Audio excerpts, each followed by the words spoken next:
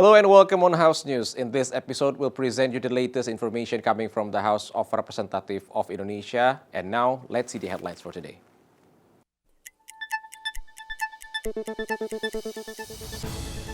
At the 150 IPU Assembly in Tashkent, Uzbekistan, BKSAP highlighted the need to protect children's rights in the inter-country adoption procedures.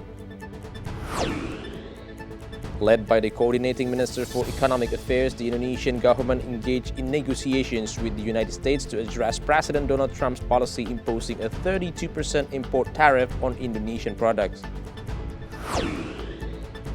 After intense debates among 130 countries, the two-state solution was adopted at the 150 IPU General Assembly in Tashkent. The BKSAP actively represented Indonesia's interests during these discussions. Since Donald Trump resumed the U.S. presidency on January 20, the U.S. government has revoked thousands of international student visas. Indonesia officially submitted tempe to UNESCO as intangible cultural heritage after going through a long process involving cultural communities, academics, and local governments. During the Human Rights and Democracy Committee Forum, BKSAP emphasized that Indonesia prioritizes human rights issues, particularly the protection of children from illegal adoption and human trafficking practices. Member of BKSAP of the House Andina Tresianarang stated, child trafficking through adoption is one of the key issues discussed at the Global Parliamentary Forum held in Tashkent, Uzbekistan. Andina explained Indonesia already has a strong legal framework regarding inter-country adoption. However, she urged strengthened international cooperation to prevent human trafficking, especially involving children and women. Kita Indonesia sangat mengutamakan hak asasi manusia terutama kepada anak-anak kecil yang sekarang ini di banyak negara adanya human trafficking yang berkedok seperti adopsi ternyata adalah adopsi ilegal dan ternyata anaknya itu dijual ke beberapa negara. Sangat bahaya karena itu kami sangat peduli sekali dengan hak asasi manusia pastinya. Yang dimana kita harus sebagai manusia kita harus memperjuangkan hak asasi manusia terutama anak-anak kecil yang mereka tidak tahu apa-apa dan mereka diiming-imingi atau diadopsi ternyata mereka dijual di negara-negara yang lain. Harapan saya dengan hasil sidang ini bisa kita terapkan dan bisa dibawa kepada komisi-komisi yang ada di DPRRI dan juga bisa dilakukan secara ke bawah langsung kepada masyarakat dan juga bisa disuarakan kepada mitra-mitra terkait. Furthermore, Andina mentioned, illegal child adoption is a transnational challenge that must be addressed collectively through legal measure and international collaboration. From Tashkent, Uzbekistan, Hilman Hidayat, tvrparlemen, report. BKSAP supports the government diplomatic effort to resolve the tariff issue with the United States, emphasizing the need for a strategic approach to protect Indonesia's trade interests and maintain balanced economic relations with the United States. Member of BKSAP of the House, Jazuli Juwaini, explained, the United States' reciprocal tariff policy harms domestic industries and economy. He warned such policy could escalate tension and potentially lead to a trade war between countries affecting global trade stability. Therefore, the government must prioritize resolving the issue through dialogue and diplomacy instead of responding by imposing counter-tariff. Pemerintah Indonesia sudah menegaskan bahwa akan melakukan negosiasi daripada perlawanan yang tidak berarti. Saya kira ini langkah yang arif dan bijak. Intinya bagaimana dari kebijakan Trump ya Presiden Amerika ini yang terlihat tidak bersahabat dengan Indonesia, tetap kita mengambil keuntungan ekonomi buat bangsa dan negara Indonesia yang lebih maksimal. Saya kira itu yang harus dilakukan. Coordinating Minister for Economic Affairs, Airlangga Hartarto, has announced several negotiation strategies are being implemented, including the opportunity to increase the volume of imports from the U.S. This approach aims to create a more balanced trade relationship between both countries. In addition, the Indonesian government is offering fiscal and non-fiscal incentives to the U.S., such as tariff relief and reduction on certain tax-related charges. tvrparlemen report. The Indonesian Parliament played an active role in the Committee on Peace and International Security. Their involvement contributed to a major breakthrough supporting the two-state solution for the Israel and Palestine conflict. Member of BKSAP of the House, Jazuli Juwaini mentioned, although the two-state solution may not fully benefit Palestine, which has faced military aggression for a long time, he emphasized the need for a realistic approach to end the ongoing violence. He pointed out it is important to address the conflict in the Gaza and Rafah regions. Jazuli views the two-state solution as the best way to achieve justice and stop the suffering of the Palestinian people. Moreover, it provides a concrete step for Palestine to start rebuilding homes and public facilities in its territory. Akhirnya hari ini disepakati secara aklamasi bahwa solusi dua negara ini adalah bagian dari keputusan IPU dan ini baru pertama setelah terjadinya konflik dengan pendukung yang mayoritas, bahkan dengan seluruh catatannya semuanya sudah setuju yang ada di sini. Yang paling penting adalah solusi dua negara merupakan salah satu solusi yang mendekati keadilan dan mudah-mudahan dengan solusi ini bisa diwujudkan rakyat Palestina sudah tidak lagi hidup menderita. Semua kita sudah berpikir bagaimana membangun rumah-rumah, kemudian juga tempat-tempat untuk kebutuhan dasar masyarakat Gaza, terutama masyarakat Rafah. Furthermore, Jazuli described there were differing opinions among IPU member countries about the status of Hamas. Some countries, like Germany, argued that Hamas should be labeled a terrorist organization. However, Jazuli disagreed, stating that freedom fighters who are fighting for independence in their own homeland should not be compared to those responsible for committing massacres against civilians. tvrparlemen report. After the break, we have more interesting information coming from the Commission 1 of the House, so stay tuned on House News.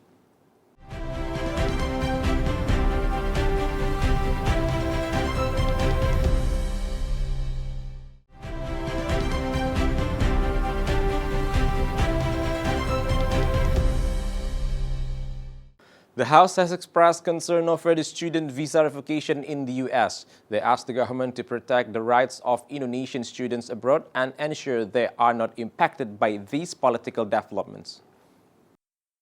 Member of Commission 1 of the House, Sumail Abdullah, urged the Ministry of Foreign Affairs to ensure the protection of all Indonesian students in the U.S. In addition, Sumail advised students to remain vigilant and act wisely, as well as to maintain close communication with the Indonesian embassy in the U.S. He pushed the government to carry out diplomatic efforts to minimize the impact of this policy on Indonesian students. KBRI sebagai perwakilan pemerintah maupun Kemlu yang secara langsung berhubungan dengan entitas-entitas yang ada di luar negeri untuk segera menginventarisir seberapa banyak data-data mahasiswa yang sedang menempuh pendidikan di sana, terus hal-hal yang kira-kira yang tidak mengenakan yang ditimbulkan akibat kebijakan Trump yang mencabut visa pelajar ini. Kami himbau mereka agar senantiasa berkomunikasi dengan KBRI untuk tidak melakukan aktivitas-aktivitas yang kira-kira dapat semakin merugikan posisi dirinya. Misalnya Trump sedang melakukan monitoring, pengawasan secara ketat terhadap mahasiswa-mahasiswa yang terafiliasi dengan kegiatan-kegiatan pro-Palestina. Currently, there are no reports of Indonesian student visas being revoked in the United States.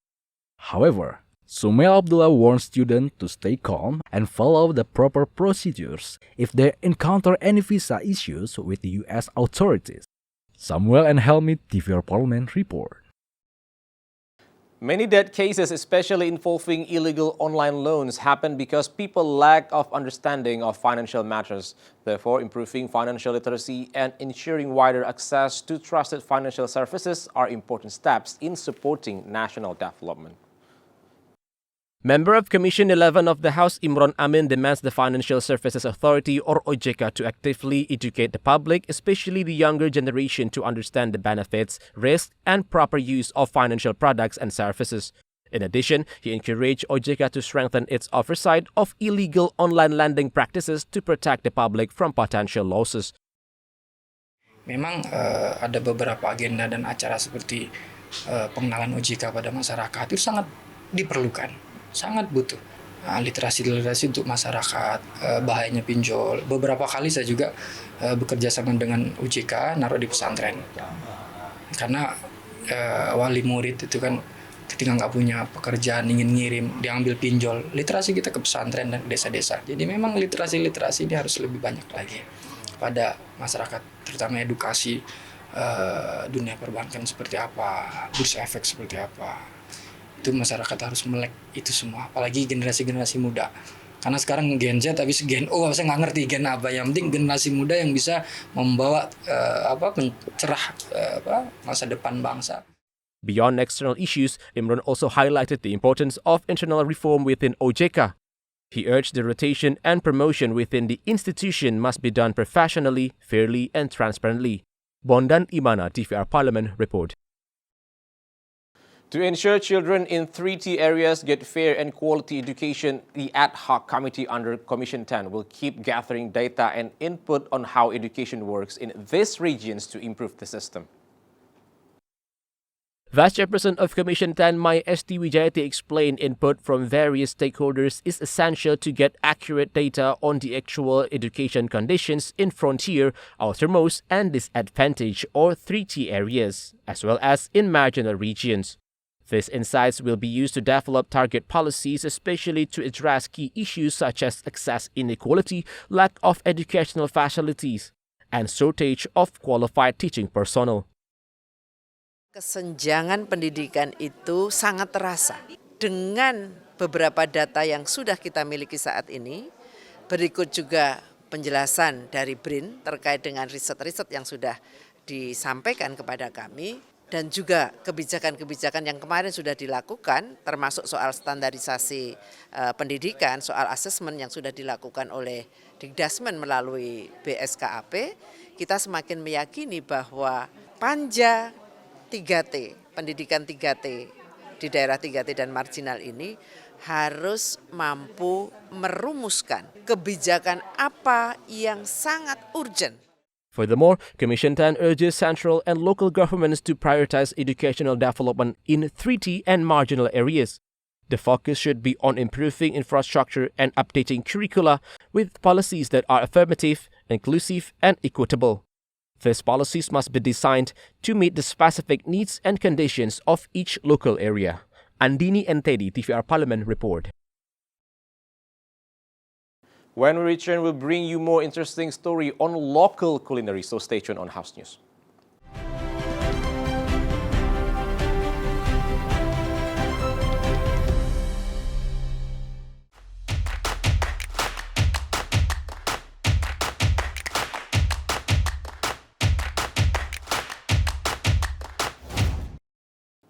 Tempe made from fermented soybean is taking the global stage. The Ministry of Culture has officially submitted tempe for inclusion in UNESCO representative list of intangible cultural heritage of humanity. The Minister of Culture, Fadlizon, said culinary is a cultural expression and part of local traditions passed down through generations. This initiative goes beyond international recognition. It is a step toward preserving and celebrating Indonesia's rich cultural traditions. The history of tempe can be traced back to at least 19th century as mentioned in the Japanese literary work Serat Centini. Some scholars even believe that tempe has been consumed in Java since the 16th century. While the fermentation technique may have been introduced by Chinese traders, the unique adaptation using soybeans is purely Indonesian. Tempe has grown in popularity worldwide and was even recognized in 2023 by Taste Atlas as the world's most delicious vegan food with a rating of 4.5 out of 5. Alongside tempe, two other cultural expressions, Makyong traditional theater and the Jaranan folk dance, have also been proposed for recognition. Makyong, a traditional dance drama rooted in Malay culture, was previously recognized in Malaysia, and Indonesia now seeks to highlight its own unique adaptations.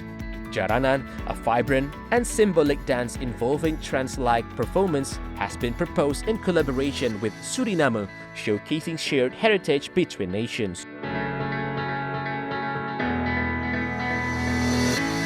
Indonesian coffee chain Kopi Kenangan has opened its first outlet in Australia. The brand has opened its first store in Sydney Shopping Mall and plans to open a second in Melbourne by the end of the year.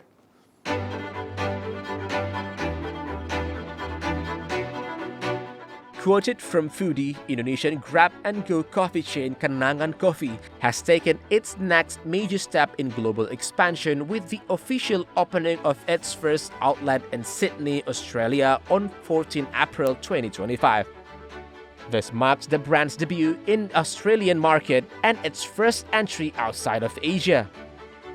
The expansion is part of a broader strategy by parent company Kenangan Brands, which oversees several brands including Kopi Kenangan and Kenangan Coffee. Entering the Australian market reflects the company's commitment to bringing Southeast Asian coffee flavors to a wider international audience, offering high-quality coffee at accessible prices for global consumers. Sydney was chosen for a reason. As one of the world's leading coffee capitals, it's the perfect place to taste and showcase high-quality coffee experiences. Kenangan Coffee offers its signature drinks like the Kenangan Latte with palm sugar. While adapting to local preferences, the brand still preserves its Southeast Asian essence, allowing Australians to taste something refreshingly different yet authentic. Before entering the Australian market, Kenangan Coffee had presented in other Asian countries such as Malaysia, Singapore, the Philippines, and India. Now, by stepping into one of the world's most competitive coffee scenes, the brand is proving that Indonesian coffee is more than ready to shine on the global stage. Not only is Finland the happiest country in the world, but it also consumes the most coffee worldwide. Embracing the coffee culture, Kava Roastery in Finland has introduced a new coffee blend that has been developed using artificial intelligence. In the heart of Helsinki, Finland, a coffee shop called Kava Roastery has introduced an exciting innovation to the world of coffee. They've created a new coffee blend called AI Conic, a unique collaboration between human expertise and artificial intelligence. Using advanced tools like ChatGPT, this blend was crafted based on coffee lovers' taste preferences. What makes AI Conic special is how it's made. The process involves selecting 4 types of coffee beans from Brazil, Colombia, Ethiopia, and Guatemala. Chosen automatically by AI, the AI not only created the blend, but also designed a label for the coffee package and wrote a description of its taste. This innovation is sparking discussions among Finland's coffee community about future role of technology in the coffee world. As one of the countries with the highest coffee consumption per capita, Finland is the perfect place for this type of collaboration between tradition and tech to take the road. Kava Roastery sees this project as a first step in exploring how AI can help in the future, combining the artisan skill of roasting with data provided by AI. They believe AI has a lot to offer, especially in creating detailed taste descriptions for the coffee blends.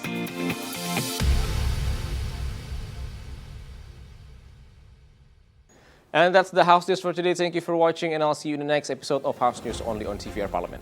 Bye-bye.